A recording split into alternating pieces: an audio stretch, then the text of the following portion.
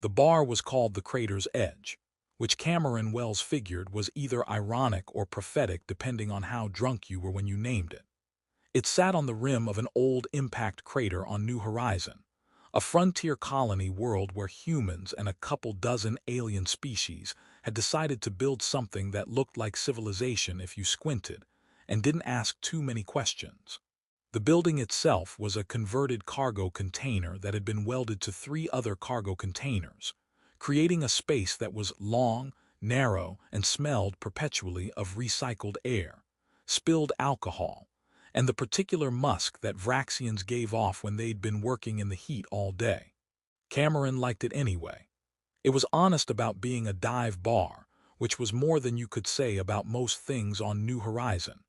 He sat at his usual spot at the end of the bar, nursing a beer that tasted like someone had attempted to brew it in a fuel tank and mostly succeeded, watching the evening crowd filter in. Miners with dust still coating their clothes, traders checking data pads and making deals in quiet corners, a Centauri family celebrating something with enough volume to make up for their small numbers, and one Elthari woman sitting 3 seats down from him, looking wildly out of place in a way that made Cameron immediately curious. She was young, probably early 20s in human equivalent years, with the distinctive long ears that marked her species. Her dark hair was pulled back in a practical ponytail, and she wore travel clothes that had seen better days, a worn jacket over a simple shirt and cargo pants that had been patched at the knees. What caught Cameron's attention wasn't her appearance, though, but the way she was watching everything around her with an intensity that suggested fascination rather than fear. When the bartender, a human woman named Rosa who'd been running this place since before Cameron arrived on New Horizon, set down a drink she'd ordered, the Elthari woman studied it like it was a scientific specimen before taking a careful sip and making an expression of delighted surprise. Cameron found himself smiling. Tourists were rare out here on the frontier. Most people who came to New Horizon were running from something or towards something, and neither type tended to sit in bars looking enchanted by cheap alcohol and ambient noise. He was about to go back to his beer, and his own thoughts when the situation at the other end of the bar escalated from background noise to immediate problem. A Vraxian miner, already drunk based on the way his 4 arms were gesturing unsteadily, had moved down the bar toward the Elthari woman and was now leaning into her space, saying something in slurred standard about how pretty she was and whether she wanted company. She was handling it with polite deflection, her posture closed but not panicked, but the Vraxian wasn't taking the hint. One of his hands reached for her arm, and Cameron saw her expression shift from polite to alarmed. He was moving before he consciously decided to, crossing the distance between them with the easy stride of someone who'd broken up bar altercations before. "Hey, buddy," he said, putting himself between the Vraxian and the woman with a friendly smile that didn't reach his eyes. "Rosa's got a special on the Andromeden whiskey tonight. Why don't I buy you a glass and you can tell me about that new vein your crew found in Section 7? Heard it's a real monster." The Vraxian blinked at him with multiple eyes, trying to process the interruption through the alcohol fog. "Was talking to the lady," he managed, his mandibles clicking in a way that might have been threatening if he wasn't swaying on his feet. "I know, and I'm sure she appreciates the attention, but between you and me, I think she's waiting for someone." Cameron kept his voice light, conversational, the tone of someone sharing friendly information rather than issuing a challenge. "And you know how it is when you're waiting for someone and people keep interrupting. Gets awkward. But that whiskey, that's calling your name, friend. I can hear it from here." It took another 30 seconds of gentle redirection, but eventually the Vraxian allowed himself to be steered back to his original seat, placated by the promise of free drinks and someone to listen to his mining stories. Cameron signaled Rosa, who rolled her eyes but started pouring, then turned back to check on the Elthari woman. She was watching him with an expression of amused curiosity, her head tilted in a way that made her long ears shift position. "That was very smooth," she said, and her voice had a musical quality that was typical of Elthari but somehow more engaging. You diffused that entire situation without anyone losing face or starting a fight. Impressive. Bar diplomacy, Cameron said with a shrug, reclaiming his seat and his beer. Cheaper than medical bills and better for everyone's evening. You okay? He didn't hurt you or anything. I'm fine. I've dealt with worse than drunk minors. Something flickered in her expression there and gone too quickly for Cameron to interpret. Though I appreciate the intervention, not everyone would bother. Not much of a colony if we don't look out for each other. He extended a hand. Cameron Wells, local cargo pilot and occasional bar diplomat. She looked at his hand for a moment before taking it, her grip firm and confident. Sera, she said. Just the one name, no family designation or planet of origin. Local as of about 3 hours ago. Welcome to New Horizon, Cameron said. It's terrible here, you'll love it. That got a genuine laugh from her, bright and uninhibited in a way that made several people at nearby tables turn to look. That's quite an endorsement. What makes it terrible? Well, the weather's either too hot or too cold depending on which hemisphere you're in. The local government is corrupt in the boring bureaucratic way rather than the interesting criminal way. And the entertainment options consist of this bar, another bar that's somehow worse than this one, and a recreation center that's been under construction for 2 years. He took a drink of his beer. On the plus side, the work is steady if you're not picky.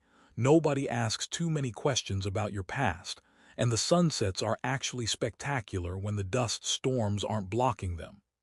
That sounds perfect, Sera said, and the strange thing was she seemed to mean it. She was studying him now with that same intense curiosity she'd directed at her drink earlier. You said you're a cargo pilot. What kind of cargo? The legal kind, mostly, Cameron said with a grin. Medical supplies, mining equipment, food shipments to remote settlements, that kind of thing. Nothing exciting, but it pays the bills and I get to fly, which is what I came out here for anyway. You came to the frontier just to fly. Sera leaned forward slightly, genuinely interested. Most people come here running from something or chasing something. Flying seems like an unusual primary motivation. Flying is the something I'm chasing, Cameron said, surprised by his own honesty. Usually he deflected questions about his motivations with jokes or subject changes. Back on Earth, you need licenses and certifications and corporate sponsorships to pilot anything more interesting than a shuttle. Out here, if you own a ship and can prove basic competency, you can fly freight runs across an entire planet and nobody cares about your credentials. It's freedom, I guess, the kind you can't buy in civilized space. Sera nodded slowly, and something in her expression suggested she understood that desire for freedom in a way that went deeper than casual conversation. I like that, she said quietly. Freedom that you earn by being competent rather than freedom that's granted by paperwork. They talked for the next hour, and Cameron found himself enjoying her company more than he'd enjoyed anyone's in the 6 months he'd been on New Horizon. Sera asked intelligent questions about his cargo runs, laughed at his stories about difficult clients and near misses with bad weather, and contributed her own observations about New Horizon based on her 3 hours of experience that were surprisingly insightful. She had a way of looking at things from unexpected angles, finding humor in situations that most people would find merely frustrating. When Rosa called last round, Cameron realized with some surprise that the bar had mostly emptied around them while they'd been talking. Sera noticed too, glancing around with an expression of someone coming out of a pleasant trance. I should find somewhere to stay, she said, standing and stretching in a way that made her jacket ride up slightly, revealing what looked like an expensive piece of tech on her belt that seemed wildly out of place with her worn clothes. She noticed him noticing and tugged the jacket back down with a slight smile. Thank you for the evening, Cameron Wells. This was unexpectedly nice. You said you were local as of 3 hours ago, Cameron said, an idea forming that was probably stupid but felt right anyway. Does that mean you're looking for work? Sera's expression became carefully neutral. Potentially. Why? I could use a co-pilot, he heard himself say, despite having no such plans when he'd walked into the bar tonight. The runs I take are usually solo, but having a second person would let me take on bigger contracts, longer routes. The pay would be split, but there'd be enough to make it worth your while. And you get to see more of the planet than just New Horizon. You're offering me a job based on one conversation in a bar, where I contributed nothing more than questions and comments. Sera raised an eyebrow, but she was smiling slightly. That seems impulsive.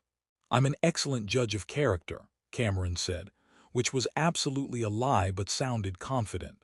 And you handled that situation with the drunk Vraxian before I intervened with more composure than most people would manage.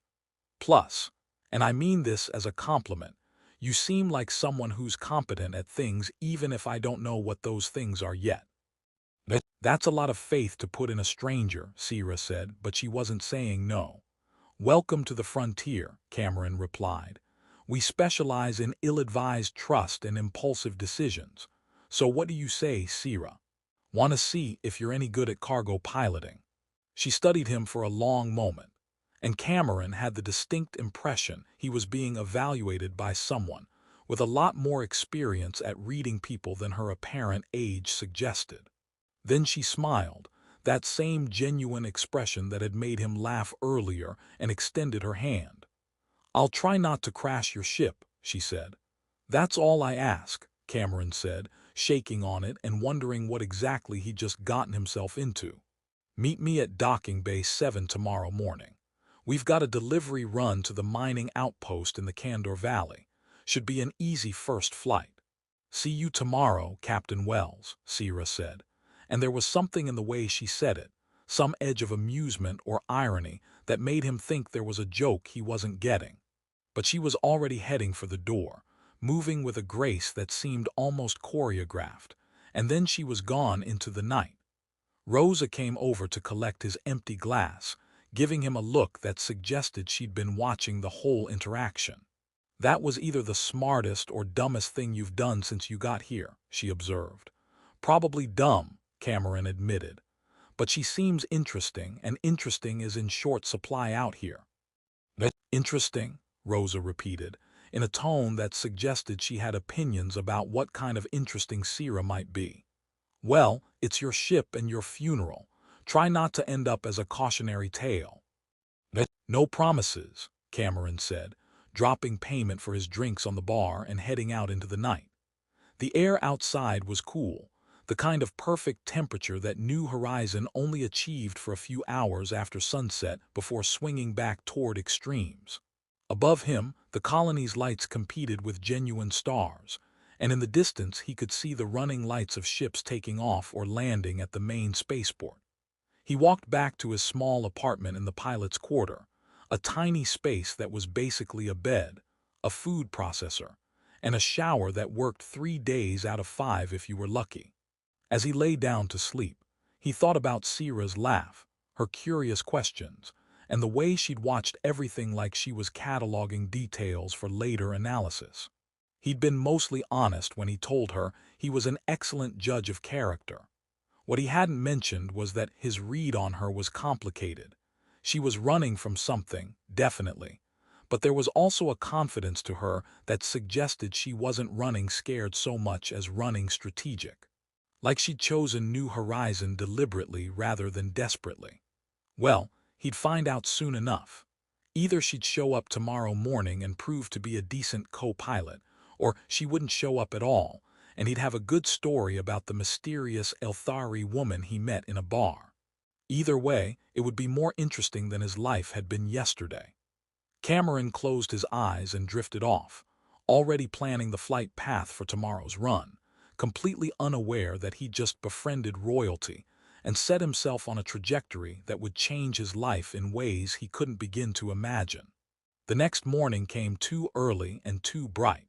New Horizon's sun climbing over the crater rim with the kind of aggressive cheerfulness that made Cameron seriously question his life choices. He showed up at Docking Bay 7 with coffee that tasted like recycled despair and low expectations for whether Sera would actually appear. In his experience, people who seemed too good to be true usually had the courtesy to disappear before you invested any real time in them.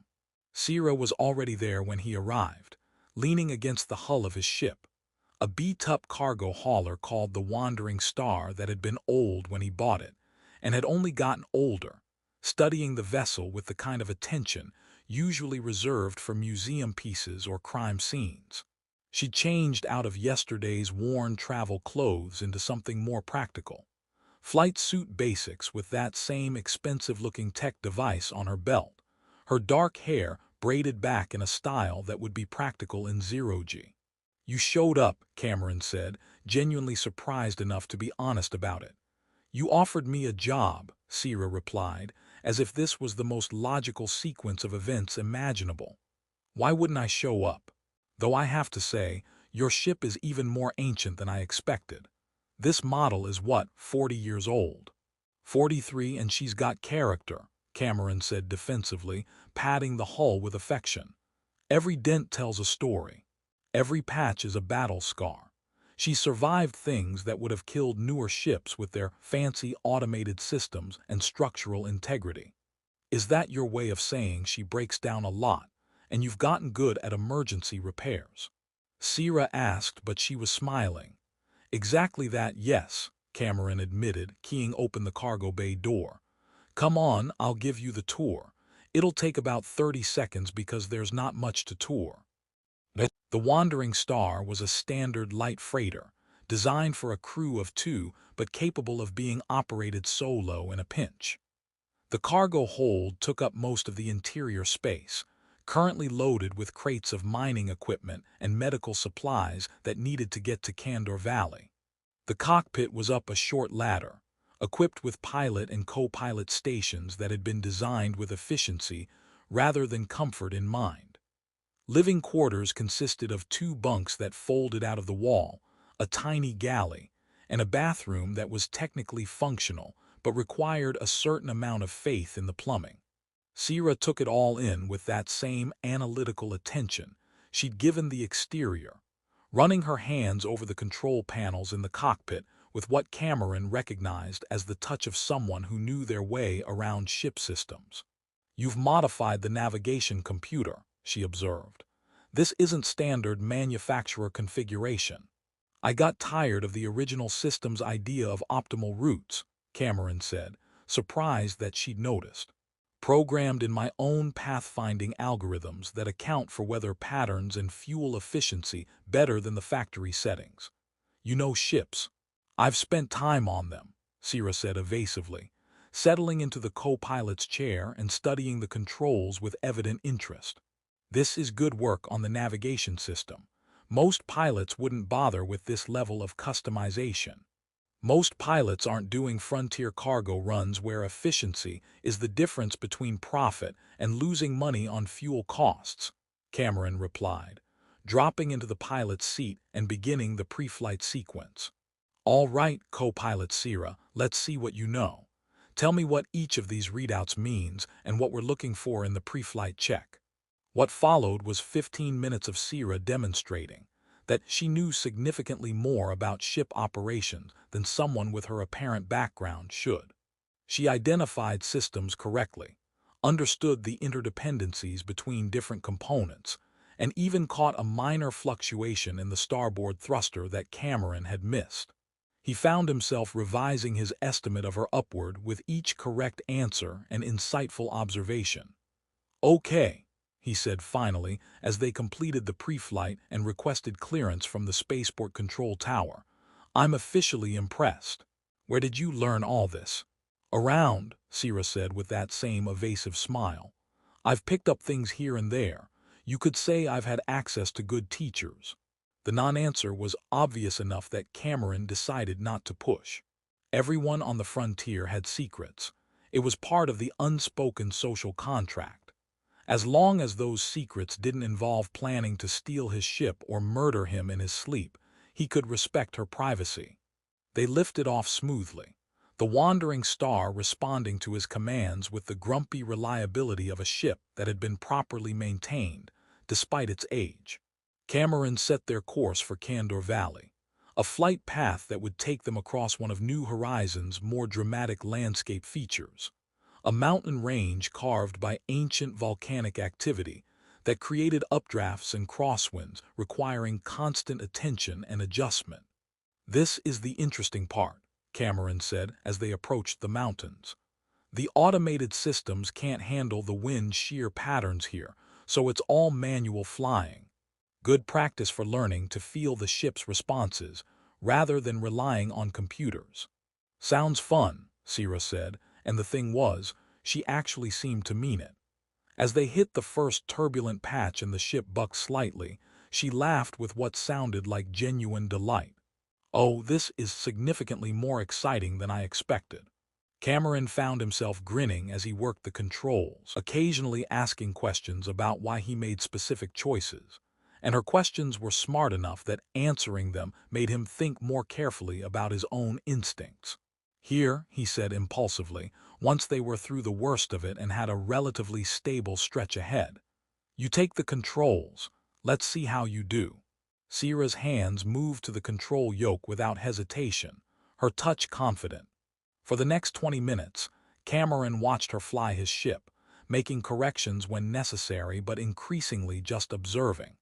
She was good, really good, with the kind of natural feel for the ship's responses that usually took years to develop. When they hit another patch of turbulence, she handled it smoothly, adjusting their vector and altitude with the efficiency of someone who'd done this before despite claiming minimal experience. "You're a natural," Cameron said, genuinely impressed. "Or you've been lying about your flight experience, which, fair enough given that everyone lies about something." "Let's go with natural," Sera said, not taking her eyes off the flight path. "I've always been good at picking up new skills quickly. It's a useful trait." They completed the delivery run to Candor Valley without incident, the mining outpost's dockmaster logging their cargo and transferring payment, with the kind of efficient boredom that suggested this was the highlight of his day. Cameron let Sera handle the paperwork while he supervised the unloading, and she managed the administrative side with the same unexpected competence she'd shown with everything else. On the flight back to New Horizon, with the setting sun painting the mountains in shades of orange and red that almost justified the planet's reputation for spectacular views, Cameron found himself more relaxed than he'd been in months. Sera was easy to be around, quick to laugh at his jokes, and contributing her own observations that ranged from insightful to absurd. She asked about his life before the frontier with genuine curiosity, but didn't push when he kept his answers vague, and she deflected his questions about her past with such obvious skill that he started treating it like a game. How much could he learn from what she didn't say? "So," he said as they entered New Horizons' approach pattern, "verdict on your first day as a cargo pilot. Still interested in the job, or are you going to disappear back into whatever mysterious circumstances brought you here?" Sera was quiet for a moment, watching the colony's lights spread out below them as evening settled over the crater. "I'm interested," she said finally. "This was good, better than good actually. I enjoyed it. Even the part where I made you handle customs documentation. Especially that part. There's something satisfying about bureaucracy done correctly." She shot him a smile that suggested she was being at least partly sarcastic. "When's the next run?" "Day after tomorrow," Cameron said, bringing them in for landing with the practiced ease of someone who'd made this approach hundreds of times. "Medical supplies to a settlement on the northern continent. 3-day round trip with an overnight stay because the settlement doesn't have night landing capabilities. You still in?" "I'm in," Sera said, and then added with that same mysterious edge of humor, "You have no idea who I am, Cameron Wells. But I think I'm going to enjoy you finding out." Cameron laughed, assuming she was being dramatic or making some kind of joke he didn't get. "Mysterious past, got it. As long as that mysterious past doesn't involve people showing up to kill me or steal my ship, we'll get along fine." Something flickered in Sera's expression, too quick for him to read. "I'll do my best to keep any people showing up to kill you to a minimum," she said lightly. They secured the wandering star and headed back toward the colony proper, and Cameron found himself looking forward to the next run with an enthusiasm that had been missing from his work lately. Sera was good company, a competent pilot, and interesting in ways that made even routine cargo runs feel like small adventures. He had no idea that he'd just hired galactic royalty. No idea that the mysterious past she was deflecting questions about included assassination attempts, political conspiracies, and a destiny that involved potentially reshaping the balance of power across multiple star systems. No idea that people showing up to kill wasn't a hypothetical but a very real threat that she was actively evading. All he knew was that he'd met someone interesting, offered her a job on impulse, and she turned out to be exactly the kind of competent, engaging person that made frontier life less lonely. For now, that was enough. The sun set completely as they walked through the colony, and above them the stars came out in full force, undiminished by the lights below. Somewhere out there, political forces were moving, searching for a missing princess who'd vanished months ago and left behind only confusion and carefully planted false trails. But here on New Horizon she was just Sera, co-pilot, quick learner, and someone who laughed at Cameron's terrible jokes. For both of them, it was exactly what they needed. 3 weeks turned into 3 months, and Cameron had to admit that hiring Sera was the best impulsive decision he'd made since buying the Wandering Star. She was an exceptional co-pilot, quick to learn the quirks of his aging ship and bringing skills to the partnership that he hadn't even known he needed. Her ability to talk them out of trouble was particularly valuable. There'd been 2 encounters with opportunistic pirates who decided an old cargo hauler looked like an easy target. And both times Sera had negotiated their way clear, using a combination of confidence, strategic information dropping, and what Cameron could only describe as aristocratic intimidation that seemed wildly at odds with her worn travel clothes and claimed background. "How did you do that?" he'd asked after the second incident, when she'd convinced a pirate captain that attacking them would bring down heat from some trade organization Cameron had never heard of, but the pirate clearly had. "You sounded like you were speaking from experience with political leverage, not making stuff up." "I read a lot," Sera had said with a shrug and that mysterious smile. "You pick up how power works if you pay attention to the patterns." It was deflections like that one that made Cameron increasingly certain that Sera's background was significantly more complicated than she let on. She knew too much about galactic politics for a random traveler. Her reflexes were too good. He'd seen her catch a falling crate that would have crushed his foot with speed that shouldn't have been possible. She had technology on her belt that was military grade or better, though she never used it when he was watching directly. And sometimes, when she thought he wasn't paying attention, she'd get a distant look that suggested she was worried about something much bigger than cargo manifests and fuel costs. But she was also fun. She laughed easily at his terrible jokes, engaged in playful arguments about the best routes through difficult terrain, and had a gift for finding humor in the tedious parts of their work. On the long flights between settlements, they talked about everything and nothing. He told her about growing up on Earth in a family that expected him to become a lawyer or doctor, about the moment he'd first flown a shuttle and realized he'd rather be poor and flying than wealthy and grounded. She told him carefully edited stories about places she'd been and things she'd seen, always vague on details but vivid enough to make him wish he could see them too. Their 4th month together brought what should have been a routine run to a settlement called Broken Ridge, a mining community on the edge of New Horizons Badlands.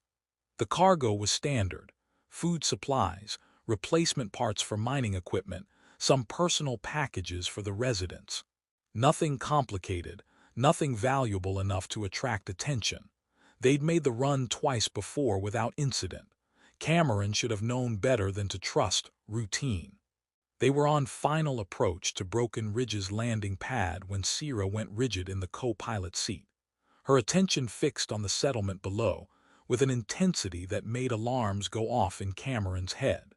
"Something's wrong," she said quietly. "What do you mean wrong?" Cameron asked, scanning the instruments for any anomalies but finding nothing. "Everything looks normal from up here. There are 3 ships on the landing pad that shouldn't be there. Military grade, but with registration transponders that identify them as civilian transport." Sera's voice had changed, becoming clipped and analytical. "And the settlement's communications array is transmitting on a frequency that's being jammed locally but broadcasting on a secondary channel. Someone's signaling." Cameron blinked at her. "How can you possibly know any of that from this distance? Our sensors aren't that good."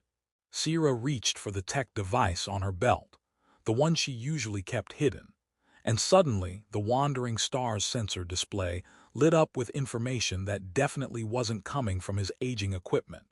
Ship classifications, communication intercepts, even thermal imaging showing personnel distribution in the settlement below. It was military-grade intelligence gathering technology, the kind that shouldn't exist outside of naval vessels. "Sera," Cameron said carefully, "what exactly is that thing on your belt?" "Something I shouldn't have shown you," she replied, still focused on the data. "Cameron, we need to abort. Those ships below belong to the Kessler Group. They're a mercenary outfit that works for the highest bidder, and right now they're positioned like they're waiting for someone. I think they're waiting for me." "Why would mercenaries be waiting for you?" Cameron asked, even as he began altering their approach vector to look like they were having engine trouble. "Who are you really, Sera?" She turned to look at him, and her expression was a complicated mix of regret and determination. "I told you weeks ago that you had no idea who I was. I wasn't joking." She took a breath. "We need to land. If we break off now, it'll confirm their suspicions. But when we do, stay behind me and follow my lead.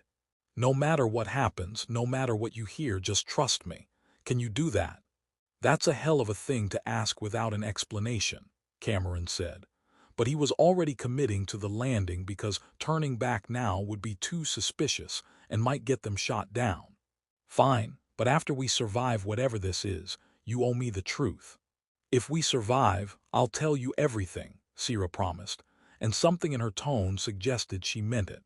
They touched down on the landing pad, and Cameron barely had time to shut down the engines before the settlement's trading post doors burst open, and armed mercenaries poured out. Not the random thugs he was used to seeing in frontier disputes, but professional soldiers moving with coordinated precision, wearing combat armor that was definitely military surplus and carrying weapons that were decidedly not legal in civilian space. The leader stepped forward as Cameron and Sera descended the cargo ramp, a tall centauri with scar tissue covering half his face and the kind of smile that made you check your wallet. "Well, well," he said, his voice carrying across the landing pad with artificial amplification. "Princess Seraphina Thel, you've been quite difficult to find." Cameron froze mid-step, his brain struggling to process what he'd just heard. Princess? Sera was a princess. Sera was royalty. Sera was. "Your Highness," the mercenary continued, and every single one of his soldiers snapped to attention in a mockery of military respect. "Your enemies send their regards. They've been very worried about you, running around the frontier pretending to be common trash. It's almost insulting to your bloodline." Sera, Princess Seraphina, stood perfectly still, and Cameron watched her transform in real time. The casual, playful co-pilot he'd been flying with for 3 months vanished, replaced by someone who radiated authority and danger in equal measure. Her posture changed, becoming regal without being stiff. Her expression settled into something cold and calculating that made the mercenary's smile falter slightly. "You have no idea what you've walked into," she said quietly, her voice carrying a weight that made Cameron's instincts scream danger, despite the fact that she wasn't even looking in his direction. "Release my pilot and leave this settlement. Do that, and you might survive the next 10 minutes." The mercenary laughed, a sound without real humor. Big words for someone surrounded by 30 professional soldiers. You may be Royal Guard trained, princess, but you're still one person against. He didn't get to finish the sentence. Sera moved with speed that shouldn't have been possible, covering the distance between them in a blur. Her hand touched the tech device on her belt, and suddenly she was holding a weapon that Cameron's brain couldn't quite process, some kind of energy blade that hummed with barely contained power.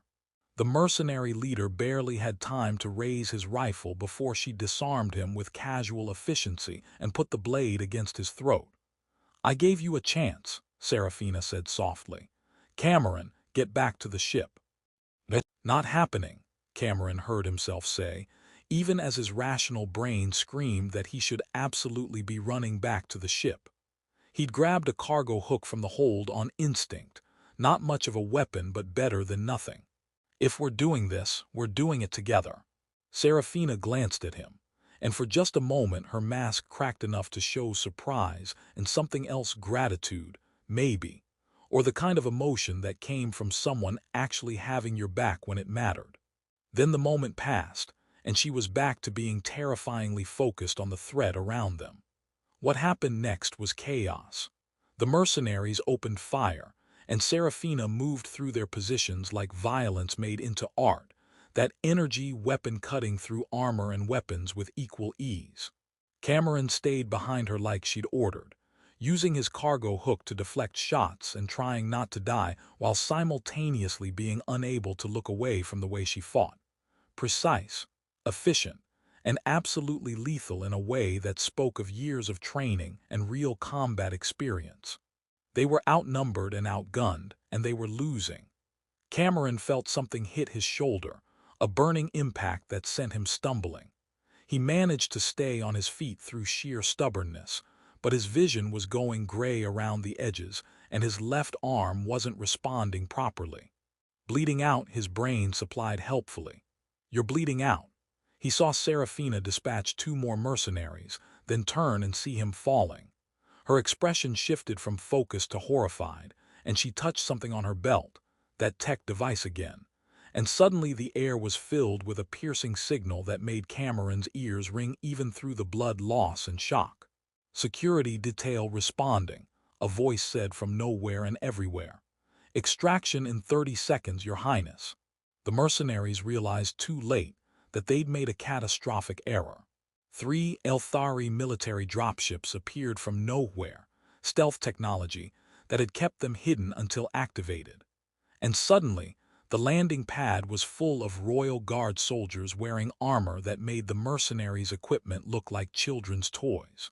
The fight, such as it was, lasted maybe 20 seconds before the remaining mercenaries were either dead or surrendering. Cameron hit the ground hard, his vision narrowing to a tunnel.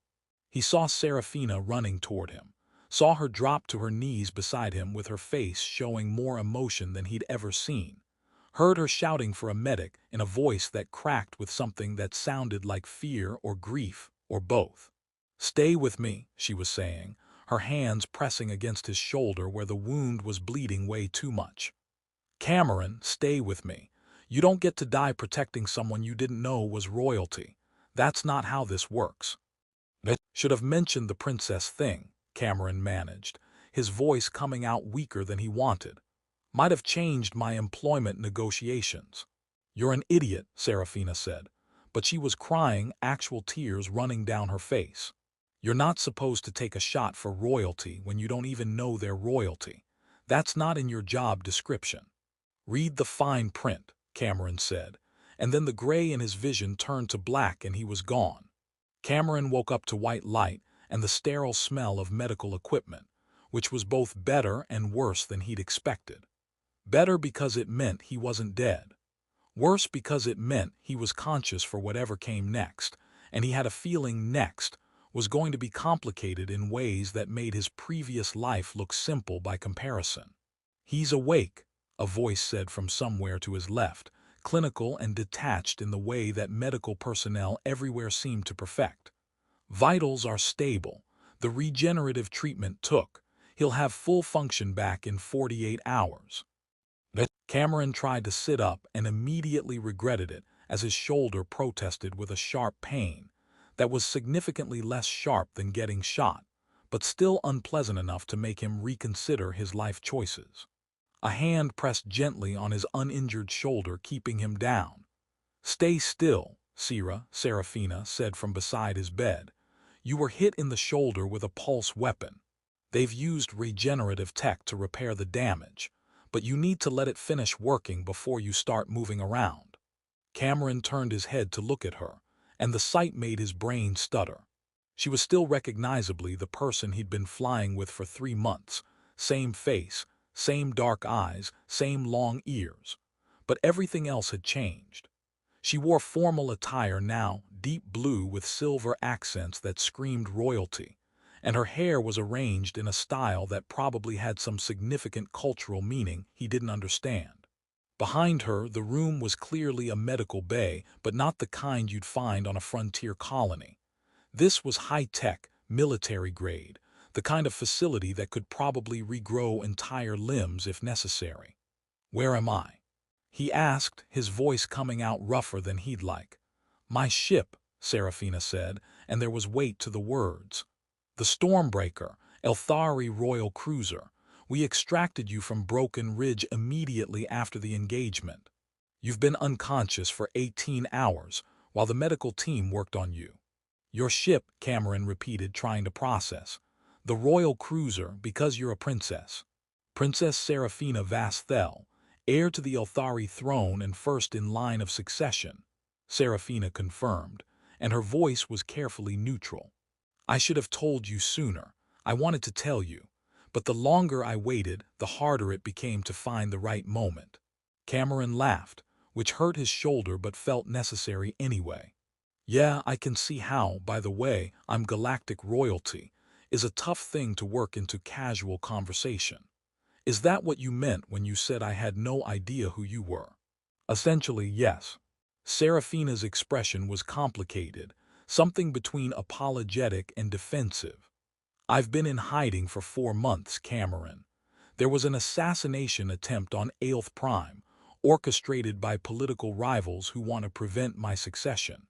I discovered evidence of a broader conspiracy within my own government, people who want to use my death as an excuse to justify a war that would be disastrous for everyone involved. So I ran.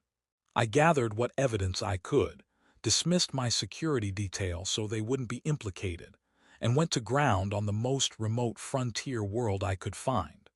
"New Horizon," Cameron said, understanding clicking into place. "You picked it because nobody would think to look for royalty in a dive bar on the edge of civilized space." "Exactly. I planned to hide for a few months, make contact with allies I could trust, build a case strong enough to expose the conspiracy and challenge it publicly." She looked down at her hands. "What I didn't plan on was meeting someone who treated me like a person instead of a princess. Someone who made me laugh and taught me to fly a cargo hauler and never once cared about my bloodline or status because he didn't know about it." That's someone being me," Cameron said. "That's someone being you." Seraphina met his eyes, and there was vulnerability there that made her look more like the Sera he'd known than the princess sitting beside him. "Cameron, what you gave me these past 3 months was freedom. Real freedom, not the kind that comes with royal privilege and bodyguards and protocols. You treated me as an equal, made decisions with me instead of for me, trusted me to carry my own weight. Do you have any idea how rare that is for someone in my position?" "I just treated you like a co-pilot," Cameron said. "It's not that complicated." "It is that complicated," Seraphina insisted, her voice gaining intensity. "My entire life has been spent with people who see my title before they see me, who make decisions based on politics and protocol rather than genuine connection. You offered me a job based on one conversation in a bar. You trusted me with your ship on the second day we knew each other. You took a shot protecting me from mercenaries without hesitating, even though you had no idea who I was or why anyone would want to capture me." "Well, when you put it like that, I sound either very trusting or very stupid," Cameron admitted. Probably some of both. You're not stupid, Seraphina said firmly. You're kind, there's a difference.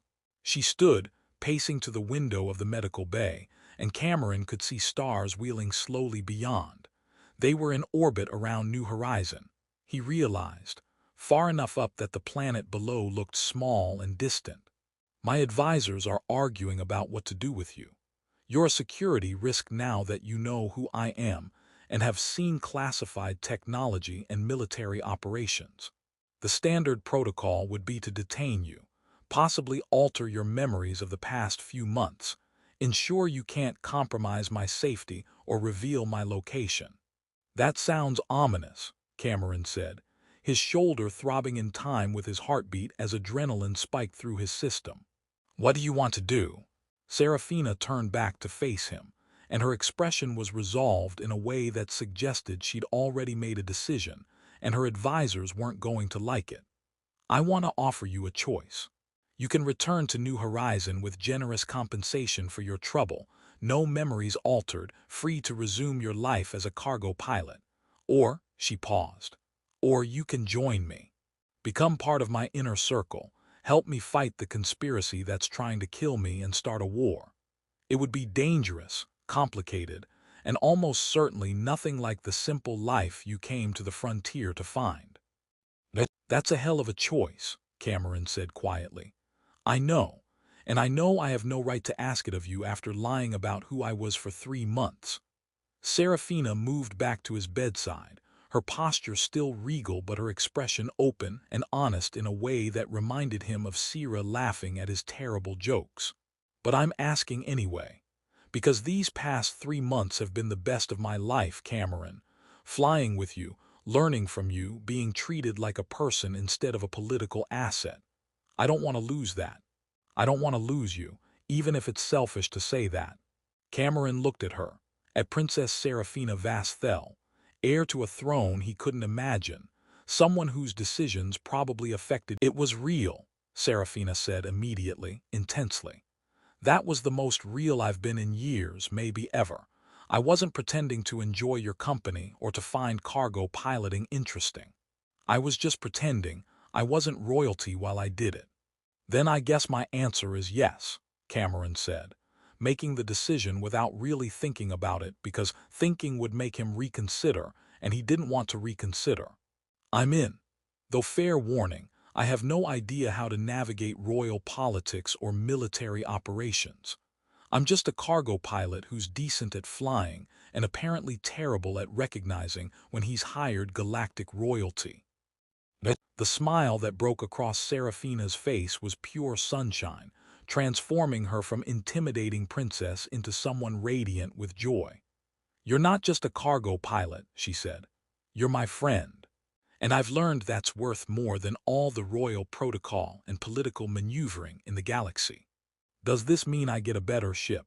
Cameron asked, because humor was how he processed stress, and this whole situation was extremely stressful. No offense to the wandering star, but if I'm going to be flying with royalty, maybe we could upgrade to something that doesn't require emergency repairs every other week. Seraphina laughed, that same genuine sound he'd first heard in the crater's edge, and the sound made something warm bloom in Cameron's chest despite the pain from his injured shoulder. I'll see what I can arrange. Though I was actually getting fond of your ancient cargo hauler. She has character. You're the only person I've ever met who used character as a compliment for a ship that's held together with spare parts and desperate hope, Cameron said. I'm royalty. We're taught to find diplomatic ways to describe disaster scenarios. She was grinning now, relaxed in a way that made her look years younger. Then her expression became more serious. Cameron, I need you to understand what you're agreeing to. Going back to Aelth Prime, challenging the conspiracy, exposing the people who want me dead. It's going to be dangerous in ways that make mercenaries on Broken Ridge look like a minor inconvenience. I could very well die in the process, and if you're with me, you could die too. Noted, Cameron said, but here's the thing, Your Highness. Seraphina, she interrupted, or Sera, please. I've spent 3 months being just Sera with you, and I'd like to keep that. Here's the thing, Sera, Cameron amended. I came to the frontier looking for freedom to fly and a life uncomplicated by bureaucracy and expectations. What I found was 3 months of the best flying I've ever done, with a co-pilot who made me laugh and challenged me, and made me remember why I loved this work in the first place. If that co-pilot happens to also be a princess who needs help overthrowing a conspiracy and preventing a war, well, that's definitely more complicated than I planned for. But it's also more important than hauling mining equipment and medical supplies. You're sure? Seraphina asked, and there was hope in her voice mixed with uncertainty. I'm sure, Cameron said, and found that he meant it. Though I'm going to need you to explain the whole royal succession thing and galactic politics at some point, because I'm flying blind here on what any of this actually means. I can do that, Seraphina promised. We have about 3 weeks of flight time before we reach Aelth Prime. Plenty of time for crash courses in royal protocol, political maneuvering, and how to survive being part of an entourage that includes people who have been trained to kill since childhood. That last part sounds encouraging, Cameron said dryly. Nothing says welcome to the team like being surrounded by professional killers. They'll like you, Seraphina assured him. You took a shot for me without hesitation. That's the kind of loyalty they respect. I took a shot for my co-pilot and friend, Cameron corrected. The princess thing was a surprise, but it didn't really factor into the decision-making process when someone was shooting at us. Seraphina's expression softened into something that looked almost vulnerable. That's what I mean. You protected me because we were friends, because it was the right thing to do, not because of my title or status or political importance. That kind of authenticity is rare in royal circles. It's precious. Cameron thought about that, about the weight she must carry knowing that most relationships in her life were probably influenced or defined by her position, about how isolating it must be to never be certain if people genuinely cared about you or just about what you represented, about how those 3 months on New Horizon, pretending to be a regular traveler learning to fly cargo runs, must have felt like a vacation from that burden. Well, he said finally, I'm still going to expect equal shares on any cargo runs we do, princess or not. And I reserve the right to make fun of your landing approach when it's terrible, regardless of your royal status. Noted, Seraphina said, grinning. And I reserve the right to point out when your navigation shortcuts are actually longer routes, cargo pilot. That happened 1 time. 3 times, Seraphina corrected. I was keeping count. They bickered about it good-naturedly while the medical staff finished their checks on Cameron's shoulder. And somewhere in the middle of the argument about whether his route through the Candor Valley had actually saved them time or just made the flight more exciting, Cameron realized that this, right here, this easy friendship and teasing familiarity, was exactly why he'd said yes to joining her. The title and politics and conspiracy might be complicated and dangerous, but the person underneath all of that was still Sera, still his friend, still someone worth standing with. The door to the medical bay opened, and a tall Elthari man in military dress uniform stepped through, his expression severe in a way that suggested he had opinions about the situation, and none of them were positive. Your Highness, he said, his tone formal and clipped. The council is assembled. They're waiting to debrief you on the Broken Ridge incident and discuss security protocols going forward. Seraphina's entire demeanor shifted, becoming more controlled and regal. Understood, Commander Thrace. I'll be there shortly. She looked back at Cameron. I have to go deal with my advisors and convince them not to lock you in a nice comfortable cell for your own protection and everyone else's peace of mind. Can you manage without me for a few hours? I'll try not to cause any diplomatic incidents while you're gone, Cameron promised, though no guarantees. That's what I like about you, Seraphina said, squeezing his hand once before standing and smoothing her formal attire. You're honest about your limitations. She walked toward the door, every inch the princess now, her posture perfect and her expression composed. But just before she exited, She glanced back at Cameron and smiled, quick and genuine, the same smile she'd given him 100 times during their cargo runs together. Then she was gone, and Cameron was left alone in the medical bay with his thoughts and a shoulder that ached in time with his heartbeat. He looked out the viewport at New Horizon below, the planet where he'd gone to find simple freedom and ended up befriending royalty. The wandering star was down there somewhere, docked at Bay 7, probably wondering where her pilot had gone. His tiny apartment with the shower that worked 3 days out of 5. The crater's edge, where Rosa was probably telling stories about the cargo pilot who'd hired a mysterious woman and then disappeared for 3 months. That life felt distant now, like something from a previous existence. Cameron had the distinct feeling that nothing would ever be that simple again. But as he thought about Seraphina, Sera, arguing with her advisors on his behalf, about the way she'd cried when he'd been shot, about the 3 months of genuine friendship they'd built based on nothing more than enjoying each other's company, he found he didn't regret the complication. He'd come to the frontier looking for freedom. What he'd found was something better: purpose, friendship, and a reason to be more than just a cargo pilot trying to avoid his past.